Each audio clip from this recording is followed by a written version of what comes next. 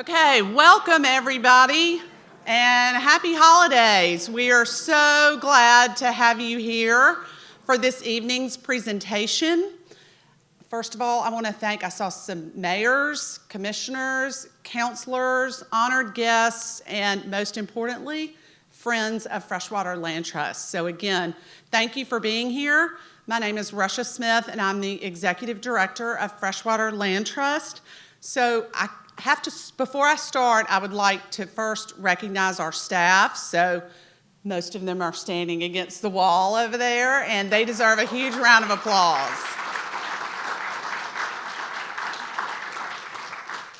And then I would also like to thank our board and junior board. Many of those members are here as well, and we could not do what we do without their support. And then again, before we move forward, I need to recognize certainly the Philip A. Morris Fund for Design Arts that sponsored this event and made it possible.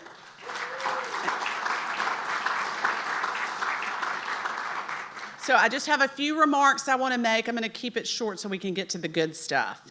But a little bit about Freshwater Land Trust for those of you who are not familiar with our organization. We started 27 years ago, truly as a land trust. To date, we've conserved over 10,000 acres, and we just added our 11th county to our footprint.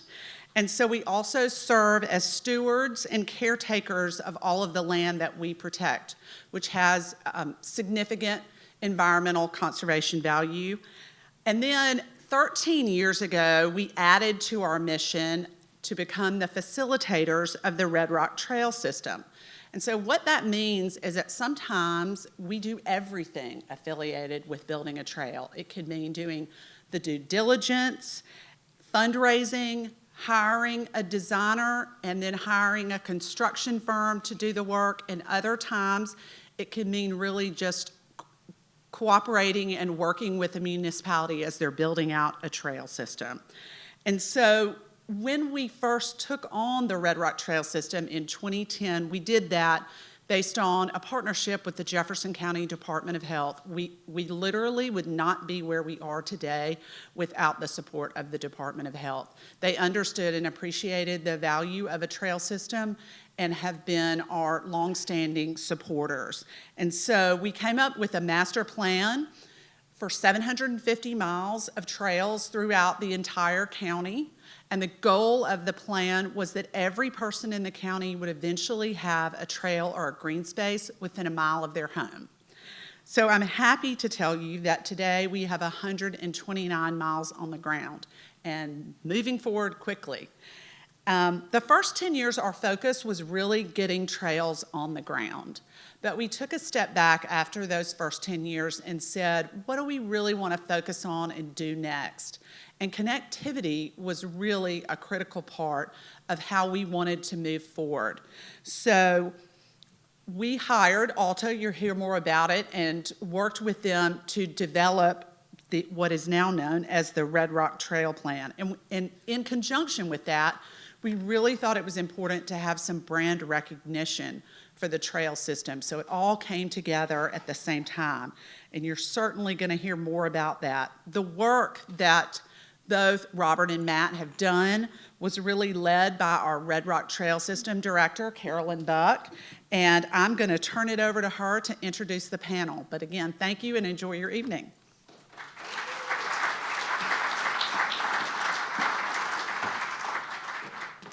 Hello, everyone. So first and foremost, thank you so much for spending your Thursday in the midst of holiday season with us. So if you said no to another holiday party, thank you.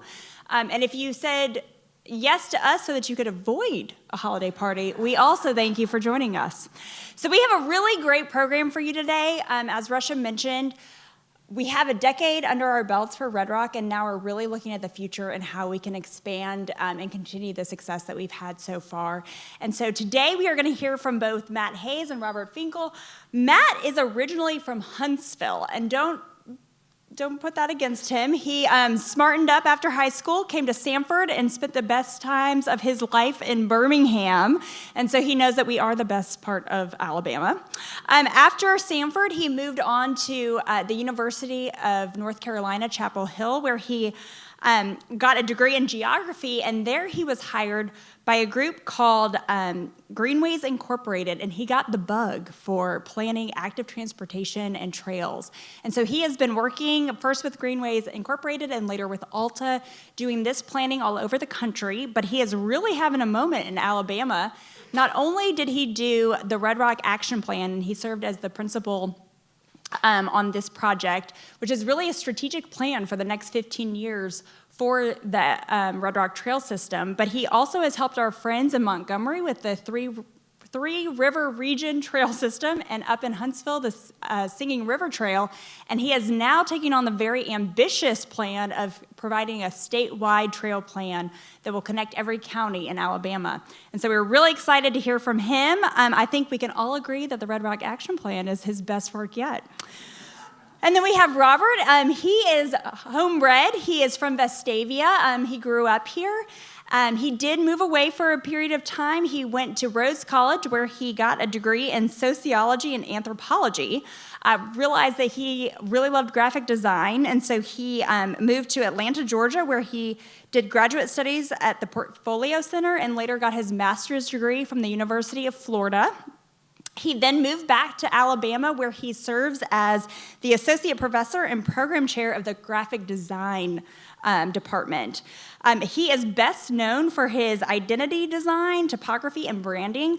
And you will recognize his work if you have ever walked on the Pinhoti Trail or the Gulf State Parks. He has an incredible talent for creating really easy to understand signage systems, which our parks are now enjoying, and really great branding. And so we are so glad that he joined Architecture Works on this project, and I think you're going to really enjoy learning about how our new branding came about. And then finally, we have our MVP, Cheryl Morgan.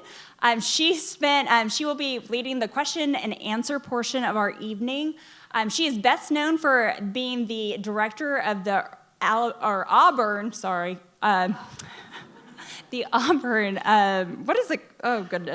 Urban Studio.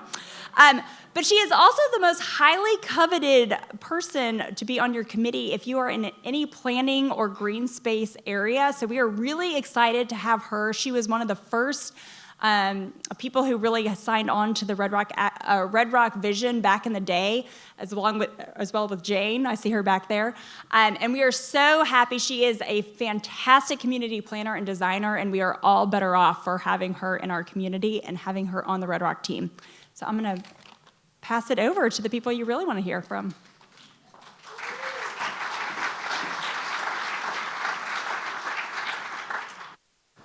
We'll see if, IT's working. So I've got my mic working. Thank you so much for that introduction. Again, my name is Matt Hayes. I did spend some good years at Stanford University. I was only allowed to do so much, though, while I was at Stanford University and all that goes. Birmingham has changed a lot since then, and just really excited to be back. So excited to just be part of what y'all are doing here and the great work that Russia and Carolyn have been doing over the years. Just really, really inspiring, and what the city of Birmingham and what several metro communities, I know Hoover here and others have been doing over the years is really, really impressive. So thank you all for having me. I'm going to do two things tonight, talk about two basic parts of my presentation. One is the action plan itself. I'm going to talk to you about why we did it, how we did it, what's in the plan, and why this idea of an urban loop came to fruition in this planning project. So we'll talk about that. And then I want to step back and think even bigger picture vision for Birmingham and the metro region, and really think about how I think the build out of the trail system is really one of the major ways we can determine what we want our region to be in the future. And then I'll talk about some urban loop trail examples around the country. If you don't believe me, you can take it from them and what experiences they've had and some of the successes they've had. So I'll talk about some of that.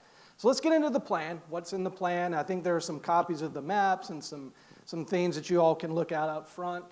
Russia kind of stole my thunder, so I don't need to go into depth on this here. I think Jane's in the back, GMC, Wendy Jackson, others did this original master plan in 2010 that really set the stage for a framework of trail recommendations that would connect all of Jefferson County, to your point, 750 miles. So this is really the framework and the vision for the future of trails in Jefferson County. 129 miles completed, so big congratulations to you all on that. So for us, and this fits in really nice to the mantra tonight of what's next, we've talked to Carolyn and Russia about what is next. And for us, it was very important to figure out what does the next 5 years look like. We have a universe of projects, right? 750 miles. Well, what is it, about 620 miles left to go? Let's figure out where we want to start next and how do we prioritize that. It's going to take us a while to get to the other 600 miles, but we really need to think about what's our next 5-year program. And so 3 goals. One is figure out about 5 to 7 projects that we can manage and go after and try to succeed with over the next 5 years. Number 2 is equity. How do we make sure this trail system is connecting to underserved communities across the Birmingham metro region and communities that are more dependent on walking and biking for transportation? And then third, how do we define anchor points? How do we make sure this trail loop and trail system is really connecting to key destinations that can really feed into the rest of the Birmingham metro area? Those are our 3 goals. But how do we prioritize all of this? How do we figure this all out? Well, for us, we use a number of different criteria and metrics. I'm going to talk a little bit about equity and demand here in a minute. But for us, it was real important connectivity. How do we build off the existing trails that are already on the ground and connect to destinations? That was very important. Safety is very important. Bicycle, pedestrian, crashes and fatalities do happen in the metro area. We want to make sure we provide safe accommodation for people walking and biking. So we looked at a number of these factors when we tried to prioritize that universe of projects and figure out what are the next 5 to 7 projects we want to do. From an equity standpoint, we're able to look at census data. We have populations that don't have access to a vehicle, right? So they're dependent on walking and biking and transit to get around. We also look at median family income, and we're able to really look at that across the Birmingham metro. Then we look at demand. So demand is done by looking at where people live, work, and play. Where are the population density? Where are they trying to get to? You can look at that together and see some of those dark purple areas is where that equity and demand need is the highest. That really helped to feed in to the ideas that we wanted to bring forward in this plan. Where did the next round of trails that we want to build out come next? And this really helped us get there. So it all came together when we really think about this urban loop. For one, we've got about a 36-mile loop if you add it all up, and you look at the anchor points of Ruffner Mountain and Red Mountain. You look at 14 miles of this being complete already, the Shades Creek Greenway. You look at Rotary Trail. You look at High Ore Line Trail. We've already got a lot of this in place. We've only got about 19 miles to go. So really, we focused our priorities on how to complete this urban loop, and that was a big focus of ours. I'm getting ahead of myself a little bit, but at a base level, about $50 million left to get this urban loop trail completed. And so really was very important for us to make those important connections across the Birmingham metro.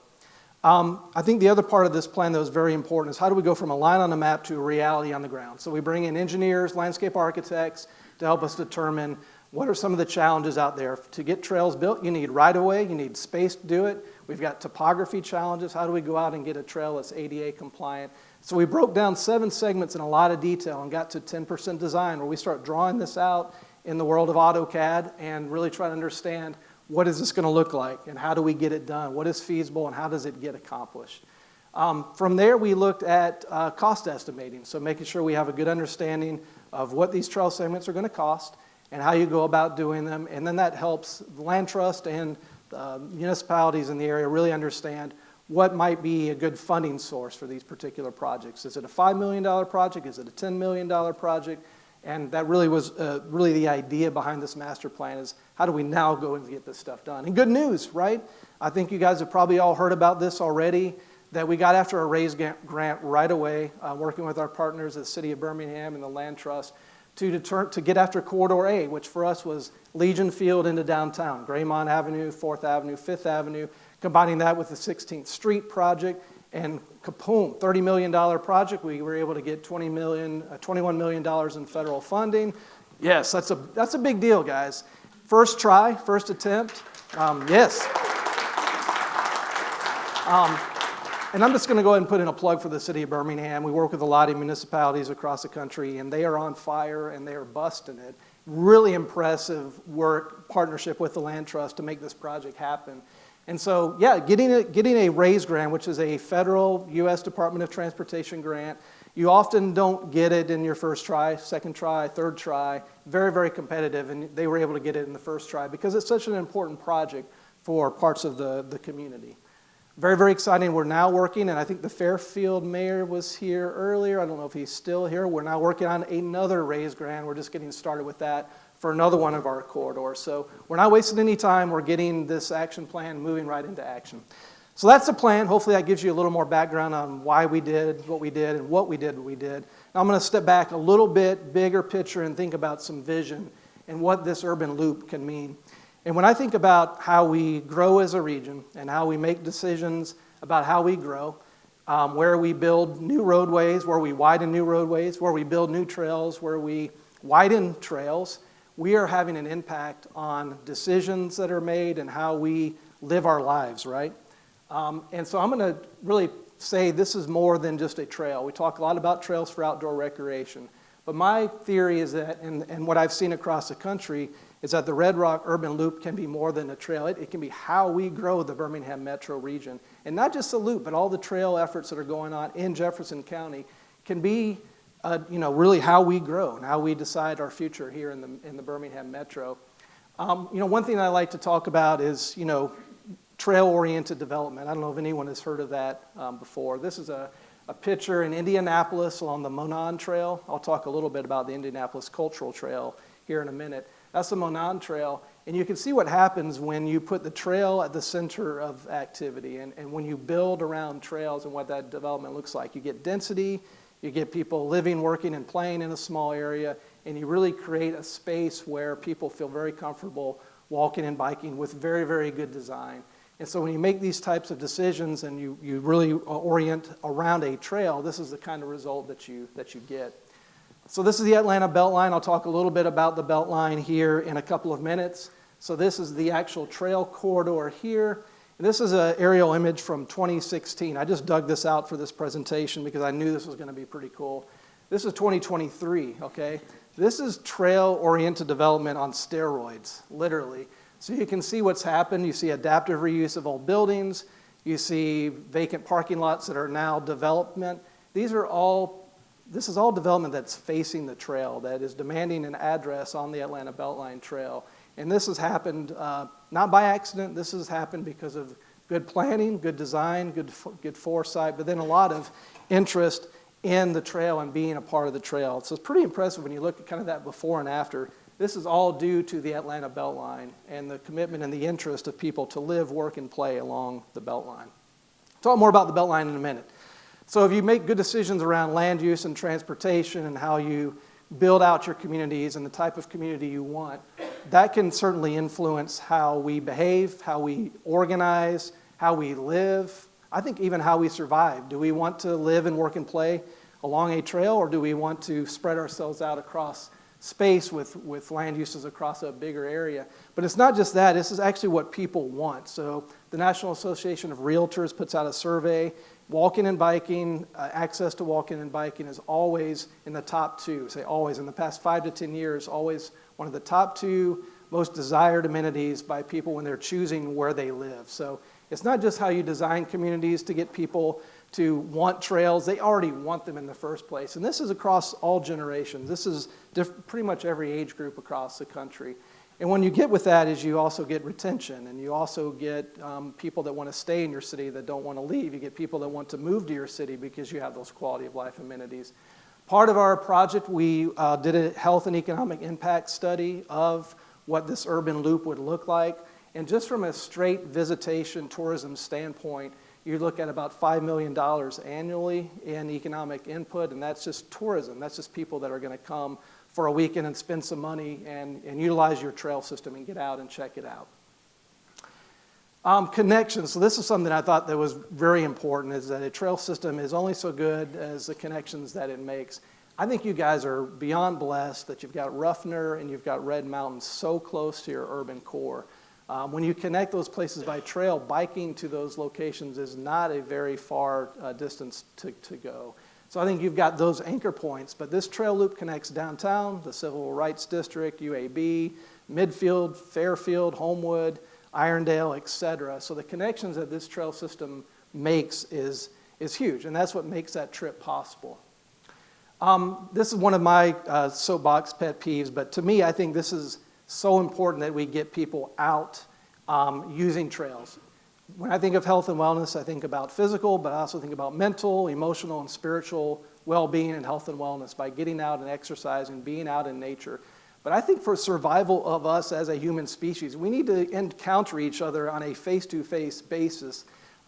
If you see social media and you're on your phone all the time, it's all about division, right? We're all divided. We all hate each other. I think this is critical for us to be able to get out and see our neighbors on a regular basis and realize we are human beings. So I'm going to stay on that soapbox for a while. I think just getting people out and about is big. Oh, thanks. I'll stay in that soapbox as long as I can ride it. I really do think it's critical. We get in our cars, we get on our phones, and there's so much hate and division out there. Get out on the Atlanta Beltline and just see everything that's going on a regular basis. We can have that here too. So we even, part of our health and economic impact, we did look at health. And we know we have challenges with health. We think that we would get about at least 2,000 users per day on the trail. We would get 800 newly active people. So we think that from a health and wellness standpoint, we can have a really big impact. Transportation, okay, so we connect over 6,000 households that don't have a vehicle along this urban trail loop. So imagine what that means from a day-to-day basis for somebody who is dependent on walking or biking to get where they want to go. Along the entirety of the urban loop, we have about 11% of households that don't have a vehicle. This is very important. This is how people get around. And right now, if you are not owning a car, you're already at a disadvantage because there's a lack of sidewalk, sometimes deteriorating sidewalk infrastructure. So we think this is really, really critical for transportation. We even looked at the economic impact of transportation. If you get more people off of roadways, then wear and tear on roadways goes down, collision costs, the cost of time and congestion, all these impacts have an impact annually in the millions of dollars. So if you can get more people walking and biking and getting them off roadways, then it has an impact. So as I wrap up, I want to, if you want to take my word for it, then I want you to tell you about a couple of urban trail examples, and then you can really learn about what's happening nationally. When I did a little bit of research, I think that there are a lot of great trails across the country, urban trails, but there are three that really stand out in terms of loop systems that I wanted to compare us to. Atlanta Beltline I'll spend more time on, is about 22 miles. The loop in Dallas is about 50, and then the Indianapolis Cultural Trail is about 8 miles. So these are really good examples to look from. The Atlanta Beltline, so 2 million users a year annually, so you get 2 million people out on the trail annually. It was funded through a variety of means, some tax allocation district, private, public funds, grants, you name it. $670 million has been spent to get the Beltline built, and to date we're at $8.2 billion in private investment. So those doing the math at home, that's over a 10-to-1 return on investment. So it's clearly paid dividends in the Beltline. I'll talk a little bit about transportation and land use. We know in Atlanta, 285, right? If you guys go through Atlanta, you generally try to avoid 285. Well, it really drove development and what happened in Atlanta and the suburbs and how that sprawl happened. People left the city to go out and live in the suburbs. The Atlanta Beltline has come along. Within the last 5 to 10 years, the city of Atlanta, which was losing population, is now growing in population again. It's actually, for all the metro counties and cities, it's actually the fastest growing city again in the Atlanta metro. And really a lot of credit is to the Beltline. People want to be able to live in a place where they can walk or bike to get to transit or they can get to work. And the Beltline has had a lot to do with that. So people are moving back to the city of Atlanta. And they had a big, bold vision. This is one of the early graphics they developed. They wanted to see $10 billion in private investment. Well, they're already at $8.2 billion in private investment.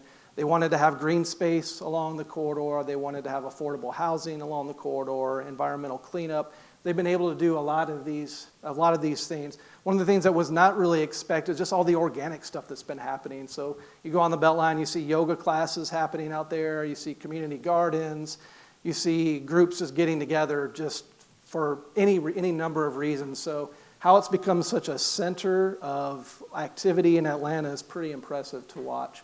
I'll talk a little bit about design, right, because that's why we're here. Some of the things that Atlanta Beltline stand out. I always like to use the Blue Ridge Parkway as an example. When you get on the Blue Ridge Parkway, I know this is a car situation, but you know you're on the Blue Ridge Parkway, right? Just those design elements. Same for the Atlanta Beltline, same for the Cultural Trail. and hopefully for the urban loop in Birmingham long-term, is that there are consistent design features that make you feel comfortable and know that you're there. So 14-foot wide concrete paved trail, a lot of native landscaping, granite veneer work. This is a beacon, which is really pretty cool. Pretty much every entrance into the Beltline made of Corten steel, and that's just one of those symbols that you have arrived at the Atlanta Beltline. Cultural trail, spend a little bit less time on this. So I should mention the Atlanta Beltline is not fully complete. They expect to be complete in 2030, but a lot of that loop has been completed now. The cultural trail has been complete for a while. This is an 8-mile trail. If you guys are doing the math at home, I'm seeing around over a 10-to-1 return on investment. Again, $63 million of total project cost, almost $1 billion of estimated economic impact from the cultural trail. Property value increases pretty phenomenal as well. Talk a little bit about some of the design features. Again, you know you're on the Indianapolis Cultural Trail because you see those red pavers. You see, and Robert will talk a little bit about this, but you see some of this bold and modern wayfinding as part of it. Art has been a big part of this, art and sculpture. Stormwater gardens, landscaping has been a big part of this. One of the things I think is really interesting about this trail is that half of it has bicyclists and pedestrians separated because they have so much use, so they're separate treads. So bicyclists are here, pedestrians are there. So about half of that trail has those two user groups actually separated. So finally, the loop in Dallas. This is interesting because there's not a whole lot to talk about with this yet. I think that the Dallas metro region came together at one point and realized, wow, look at all the existing trails we have on the ground. We are really close to having a loop. And so they have branded it as the loop, and it's in progress even as we speak. They have actually done studies that show 50-to-1 return on investment on trails in Dallas. So that's actually blowing up my 10-to-1 I've been talking to you about here in the last couple of minutes. The Katy Trail, which is part of that loop, has about $1 billion of economic impact. And I think this one's interesting because we're almost in a similar place in realization that all these trails that we have on the ground, we're getting closer to creating an urban loop. And so they've gone through the process of branding and creating the loop. And they're trying to create that identity right now from a design perspective. How do we know that we're on the loop trail? How do we have users understand that they're on something special? So when I think about what's next, we've got these 3 urban loop examples nationally.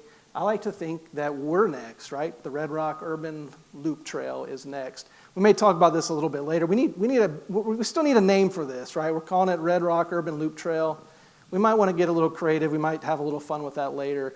But I think we're next, right? I think that's the thing. I think that we're in a really good position with the Land Trust and the work of so many partners across the Birmingham Metro to get this thing delivered. So really, really excited to be working on it now. Really excited to be working with the Fairfield and the next RAISE grant for completing another section of the loop. So that's all I've got. I appreciate it. I think I will hand it back over to Robert.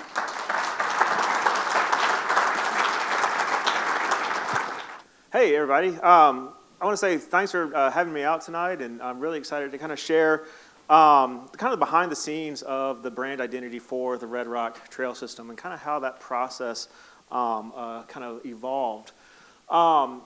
But I definitely want to mention, couldn't do this project without the folks at Architecture Works, Cindy Coyle and Carlos Hernandez were also part of this, and we kind of formed the core team that started this exploration in the brand identity, looking at how the kind of initial wayfinding and the signage designs, and also how the maps that you see on those signs would be developed. So really appreciate the collaboration with them. So every kind of project like this, you have to start listening to start kind of learning, to discover what you don't know and what it is critically important to know. And so in talking with the staff and the people at the Freshwater Land Trust, we kind of created a questionnaire that was going to be sent out to key stakeholders, board of directors, that really were kind of looking at these 3 topics. You can kind of see them as a past, present, and future, if you will. What is the background, the history of this project? Where are we at today? And then where are we trying to go tomorrow? And so within these 3 buckets, we generated several surveys that went out to people to start kind of gathering their feedback, to start seeing what people were saying. And as we kind of aggregate a lot of this information, we discovered that the key words that started coming out of everybody's response to nearly every one of the questions had to do with these 5 key words: accessible, connectivity, community, inclusive, and health and wellness, really. And so from our kind of standpoint of developing this identity, I take these keywords and we recognize that this is what everybody was kind of seeing as the kind of terms to describe the Red Rock Trail System. And we now have these as what we call our brand tenets. So moving forward, everything else you see tonight in my presentation has a decision-making kind of point that relates back to one of these key words. The design process is clearly informed by this sort of listening process. But it doesn't kind of stop there. All the responses that were generated through the surveys start kind of piecing them together, looking for a certain type of kind of overarching mission or vision. So what you're seeing me do is not really impose any of my own kind of ideas onto it, but instead kind of letting this feedback kind of be a crowdsource, if you will. And so this mission statement, which may be a little bit fuzzy if you're in the back, kind of helped us summarize what it is we were trying to do with our brand identity. That the Freshwater Land Trust Red Rock Trail System is a convergence of the past and the present, of environmental and personal health, of ecological sustainability, and economic development. Each corridor provides connectivity to the destinations and communities along the network of greenways and trails. And the Red Rock Trail System gives everyone equitable access to green spaces.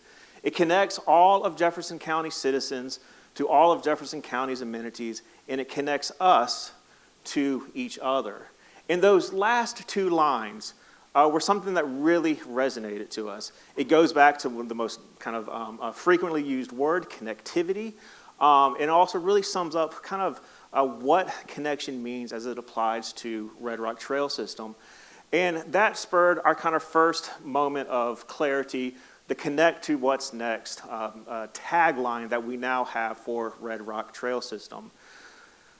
We're connecting to a lot of different activities. We can be connecting to daily activities. We might be connecting to municipalities and other communities. We might be connecting to specific landmarks and key destinations, or we might just be living our day on the trail, from home to work to lunch to the market to dinner, back to home.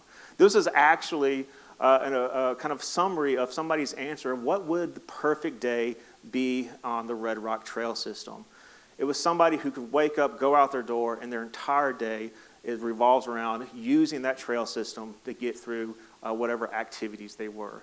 Connect to what's next becomes our mantra, our tagline that we even are here today, thinking about what we are connecting to for the future. So at that stage of this kind of design process, we had a lot of the kind of background strategy and a lot of the kind of top-level ideas, and it was time to start putting that into a visualization, start showing what we mean by a lot of these things.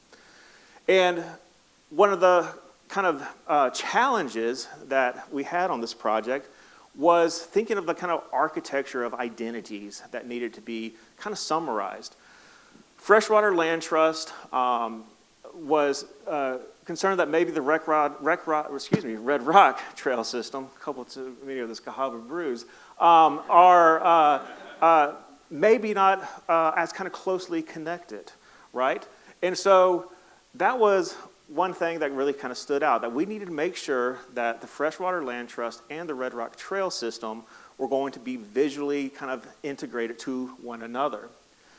And so this is one of those moments as a graphic designer, you're really trying to take stock and you're trying to kind of not maybe impose your own ego and create something completely new. The Freshwater Land Trust has this amazing logo done by Rodney Davidson of Dogstar, a man whose work is really inspiring. It has brand equity, visual equity in it. There didn't seem to be a reason to come up with an entirely new logo for the Red Rock Trail System that might have continued to kind of divorce it from the Freshwater Land Trust. So through a couple of permutations and a couple of explorations, this is how we came to this kind of design solution, where the Red Rock Trail System, when set typographically in this kind of diamond shape, can encompass the Freshwater Land Trust logo. And now those two entities have been unified. And now they become the kind of managing top-level organization of all these different corridors, which was its own challenge. So we have these 7 corridors that are kind of spread throughout the county, and when anybody is on a trail, we want to make sure they know which corridor they're on, but we also want to make sure that they understand that they're on a trail system that is, again, part of the Red Rock Trail System. And so we can take that typographic diamond, and we can take that kind of spur of kind of iconography from the FLT's logo and start to kind of utilize it to create identities for the corridors. So the work up to the kind of point when I came into this project had been some of these visual expressions. There had already been some established kind of symbols for the different corridors. There's also started being some established colors that were kind of associated with each of the corridors. And so we took those as kind of the foundation, starting point, and then kind of build out an entire color spectrum where each corridor would have its own color. Each corridor could also still retain that kind of visual identifier, but they're always encased within that typographic Red Rock Trail System diamond.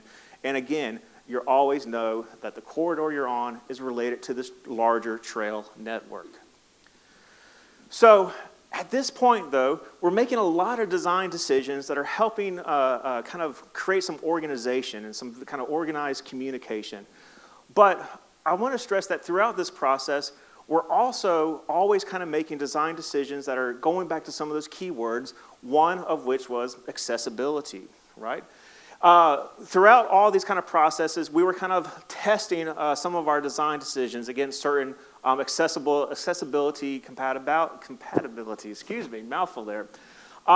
All the colors that were chosen were then kind of continually to be refined so that their contrast levels were going to be high enough for low vision impairments, always trying to meet a 3:1 sort of contrast ratio. We knew that the maps and the signage that we're starting to develop, we're going to utilize a dark background. This is not unlike the dark mode on your phone, right? When you want to kind of alleviate that visual stress of the kind of bright, high contrast white mode of your typical screens. Imagine that when you have a sign outdoors in the middle of July here in the South, it gets pretty bright and pretty eye straining. So we had a series of kind of color contrast tests that went throughout this process, really dialing in the right amount to, again, address back to one of those key brand tenets, which was accessibility.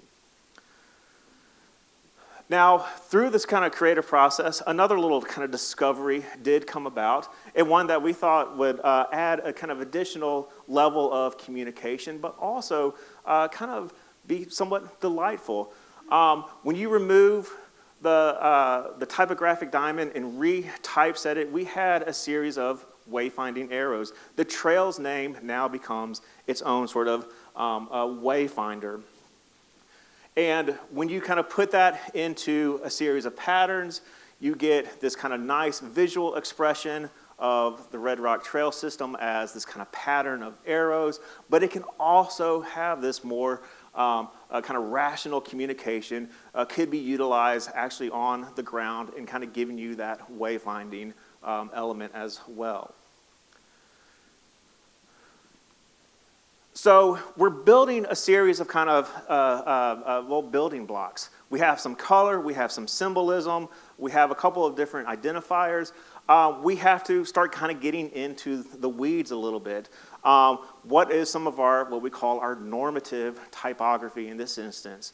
2 typefaces were identified to help kind of have clear visual hierarchy. A sans serif font here on the bottom, a serif font on the top. They would be kind of contrasting letter forms. But beyond that, there was a level of kind of accessibility and kind of lifespan with these typefaces. Noto Serif is a huge open source typeface that has all sorts of multilingual letter form sets, as does Work Sans. So we could kind of plan by selecting these kind of workhorse typefaces, these super families, that they could have a kind of long-term lifespan for the trail system, provide different multilingual languages as needed, and on top of that, they are open source and they are cost-free. So all the different municipalities, all the different people in charge of the different corridors don't have to have copyright or a license to use these typefaces. It's completely accessible to the client in this regard. And when typography in the written language fails, iconography is there to stand in. An icon system is much like a font system where you are looking at having similarly designed proportions and similarly designed kind of figure grounds. And so an icon system was developed to kind of give you the rules and regulations of the trails that could be used when necessary in place of written language and when we needed that sort of kind of visual reminders. You put those ingredients with the type, with other additional color palettes, and you now have the kind of building blocks to develop your larger map and wayfinding signage system. So we have to start getting all of that out there. We had 4 sign formats that we had identified that were going to be needed. We were going to need large kind of kiosk signs that would retain a lot of information, the maps, and other sort of kind of text and other rules and regulations. These would be placed at the major trailheads. We would have blade signs for used for maybe smaller sections of trails that can kind of give you maybe shorter distances and destinations that you might be running into. Throughout the trail system, there are always these opportunities to kind of educate, interpretive trail signs, cultural history or natural history could be utilized on those. And then a trail blaze. Matt talked about the importance of kind of knowing where you are and feeling safe on a trail. These kind of blazes set at quarter miles would always give the viewer a kind of reminder of where they are, that they haven't got lost, that they are part of this trail system. Those colors that were identified for the different corridors become kind of accents for all the trail signs, again, communicating at that additional level which sort of corridor you are on. And when you look at the actual layouts at a little bit closer, they were designed with the idea of how they can be very flexible for different information. 4 kind of main zones of information were kind of designed in these different rows. And it kind of provides the opportunity to update them as needed, provides the opportunity for multilingual text, and provides the opportunity for any sort of funding or kind of support recognition that might need to be on the footer. And when it gets all done, and it's been amazing to see this implemented. I'm in Auburn and don't get to Birmingham very often, but obsessively follow the Instagram channels. And when I see one of these getting posted, I get really excited to see it being implemented out there in the real world. All these sort of ingredients are coming together to kind of give this sense of place, to give this brand identity to the Red Rock Trail System. But I have to remember, this is for the people, right? From my standpoint as a designer who kind of created a lot of this work and then handed it off to the Freshwater Land Trust, it's important that all of this information is very logical and very rational, very sort of planned out. Multi-page brand and signage standard guideline was the final deliverable so that any kind of staff member can reference this to keep the visual consistency for the kind of different expressions of the trail system. Vendors could have access to the document to ensure that they're following the proper kind of guidelines that are listed. And again, anybody who might need to implement this on a rolling basis as funds become available, as new segments become built could refer back to this document to kind of check to be sure that what was about to be built, a sign to be produced, was following the same sort of formats and instructions to create visual consistency, brand kind of equity, and really kind of a sense of safety and authority. The client is kind of one part of that audience, the people that I'm thinking of, but it's also thinking about the users of the trails. When we asked everybody at the top of our kind of input session who were the audience, you can imagine that it was everybody under the sun. Anybody of any ability, of any age, of any kind of activity. We wanted all the citizens of Jefferson County to utilize this trail. And so all those sort of design decisions that I laid out there were thinking about those audiences and their different needs. And ultimately, at the end, is hopeful that the audience, you guys, become the main identifier, the mascots, the heroes for the Red Rock Trail System. And it's been really excited to see what's happening so far, and it's really, really excited to see what's going to be happening next. And I really appreciate all y'all's time this evening inviting me out here. Thank y'all. So one of the things that Robert didn't tell you is that his identity and signage package for Red Rock Trails won a huge national award.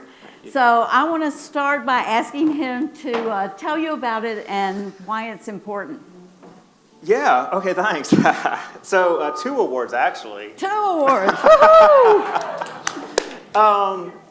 Yeah, these are kind of jury design competitions, and then both were for, I can't remember the exact categories, I think maybe brand identity designs, but I think it's important to show well, first to promote this project, this wonderful project. I was telling Russia earlier that I think this is a high watermark for me, and to see it kind of get published out there as a way to kind of continue publicizing it. And it shows really the value, I think, of good design when it comes to projects like this, and it's why design matters.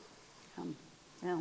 And we fully expect that ALTA will be pulling down some awards for this project, and we'll be anticipating those.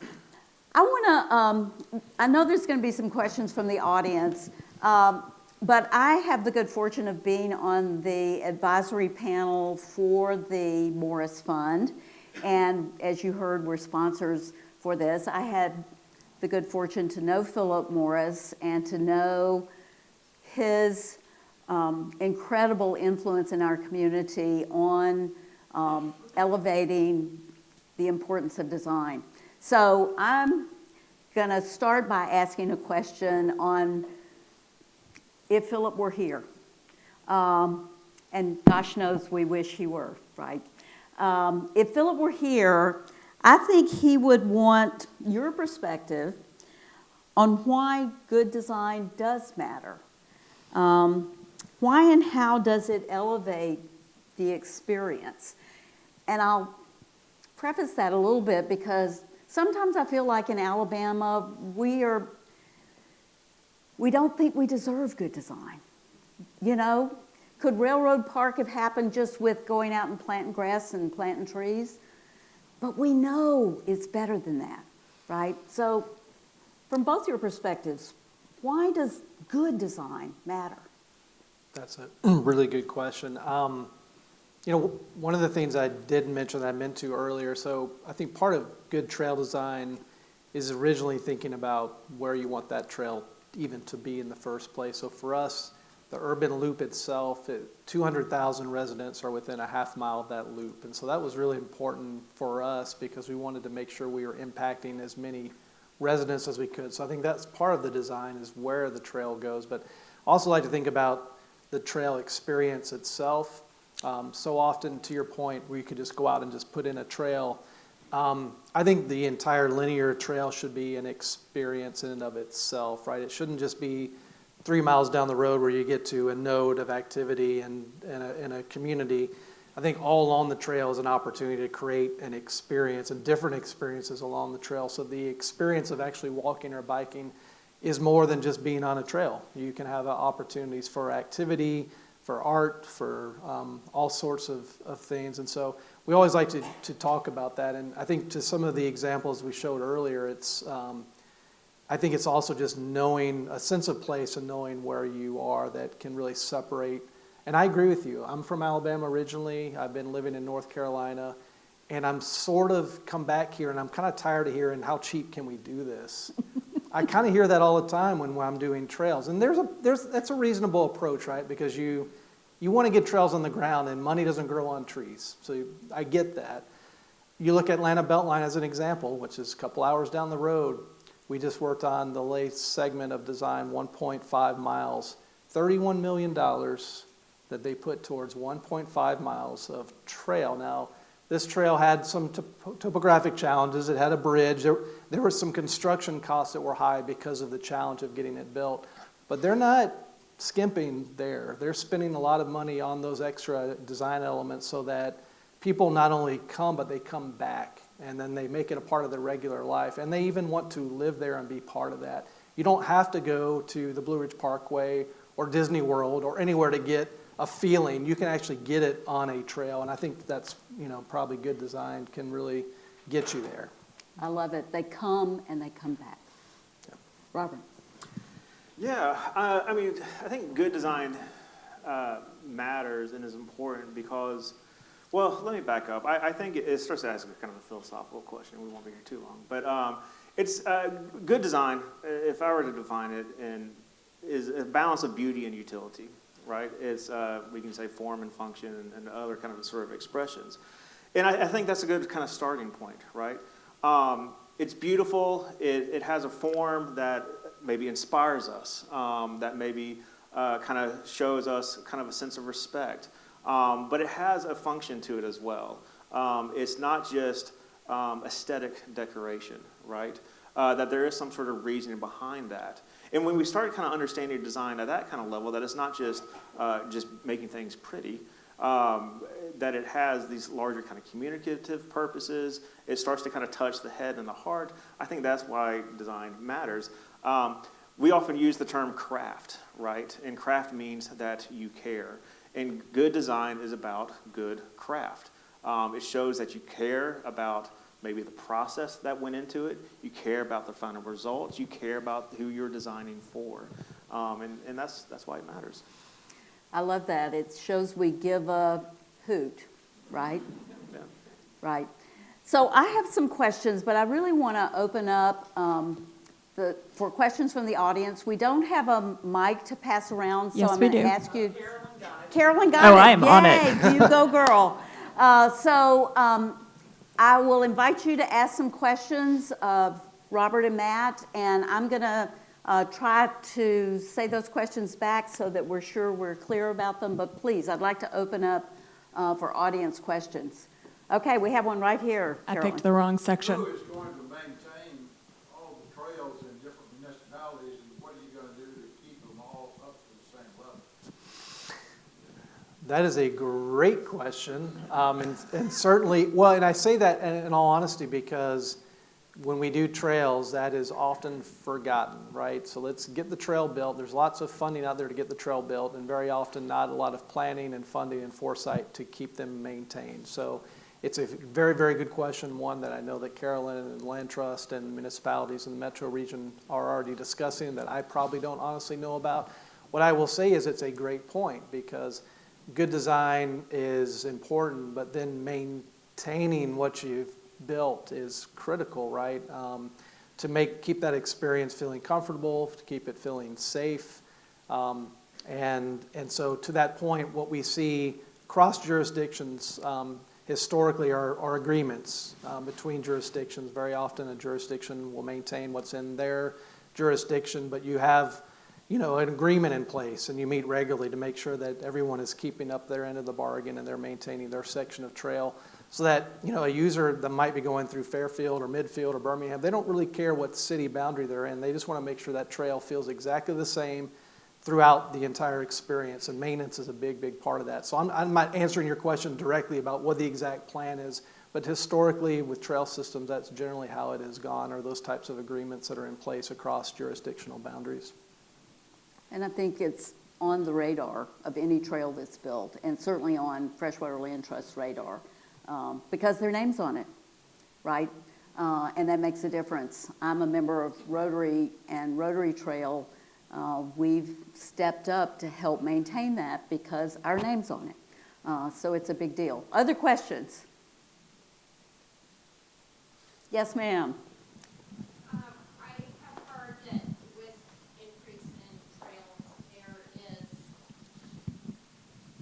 Thank you. I've heard with, the increase in trails across cities and across the country that the intermodal aspect of it is a new concern, basically, that a walker and a runner and a biker and an electric biker have completely different experiences and needs, and how do we address that, especially as hopefully use by all those different needs increases?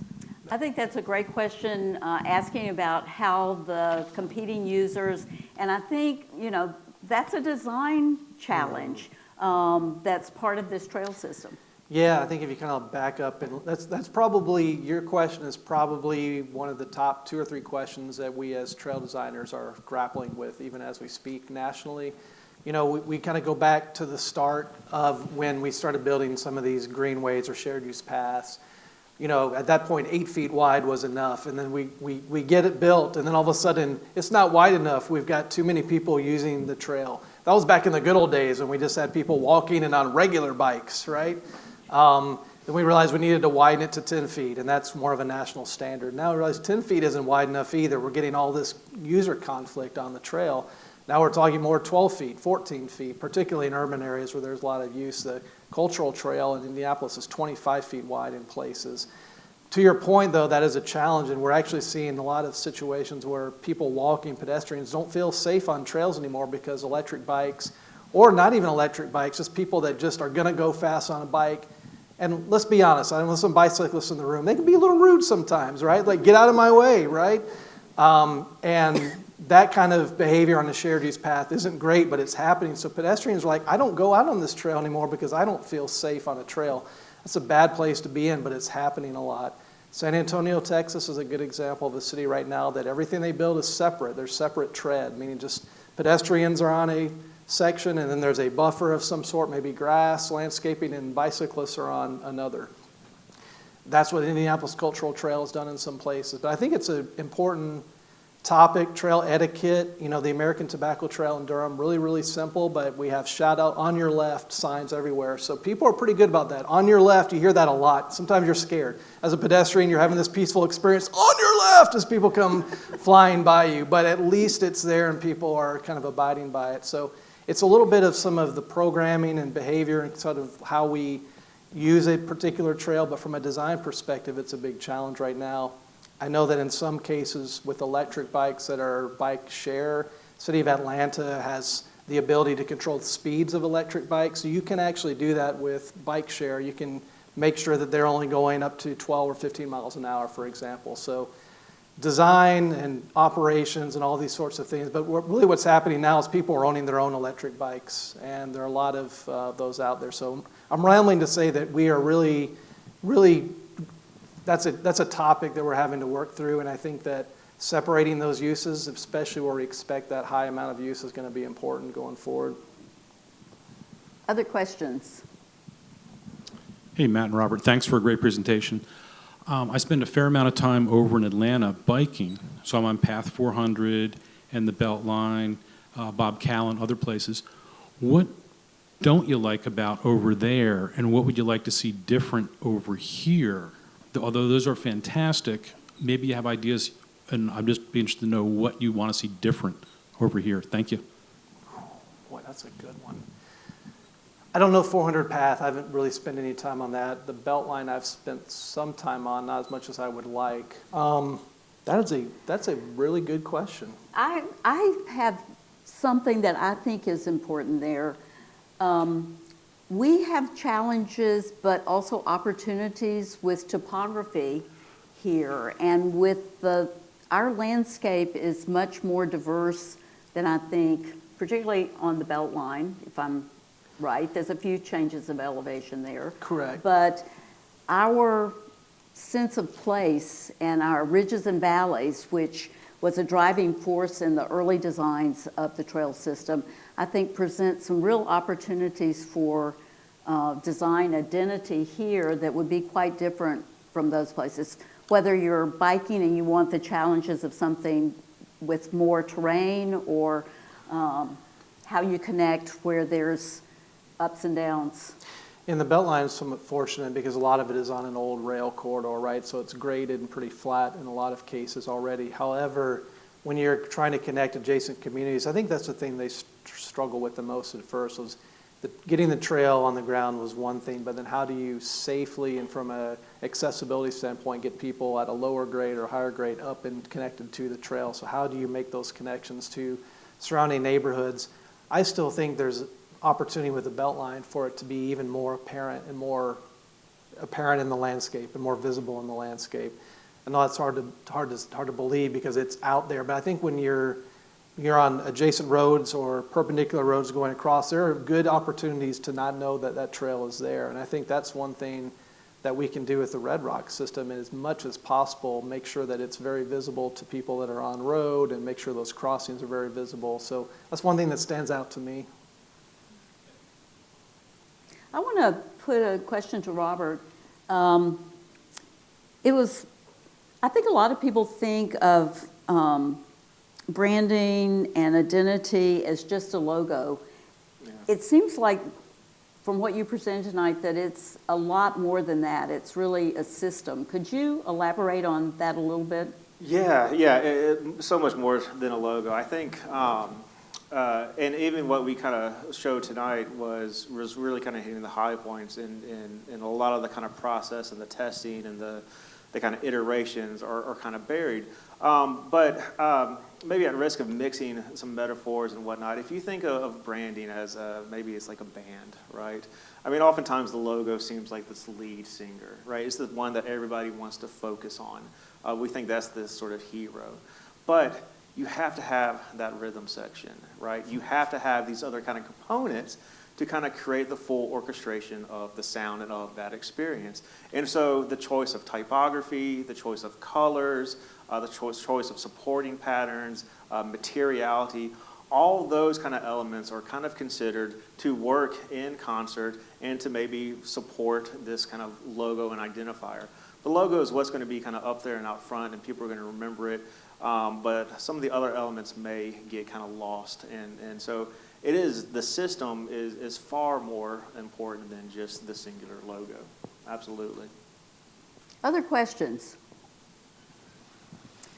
Thank you all so much for being here tonight. Thank you, Matt, Robert. We really appreciate it. I've learned a lot, so thank you. Thank you.